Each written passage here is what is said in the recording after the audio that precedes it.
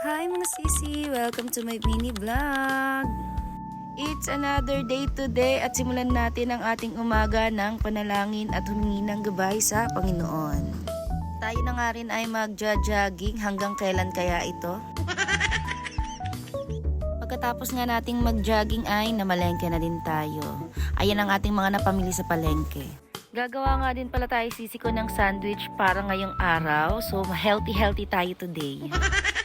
Ipinarito na nga lang din natin ang ating ham dyan at pagkatapos ayan nire-ready na nga natin. So ang mga ingredients lang naman nito ay ham, lettuce, cheese, tomatoes, pipinos, and meron din tayong ketchup at mayonnaise.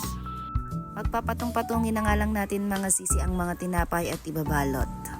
At ayan, meron na nga tayong sandwich ready to serve. Ito nga pala ang lahat ng ating nagawa. O siya mga sisi ko, kami muna ay magsusweet-sweetan at mag-aalmusal muna kami ng aking asawa. So hindi ko pa siya matitikman dahil fasting pa ako kaya kapi-kapi lang tayo. O siya mga sis, hanggang dito na lang. Nawa po ay i-like, mag-comment at i-share nyo ang ating video. Bye!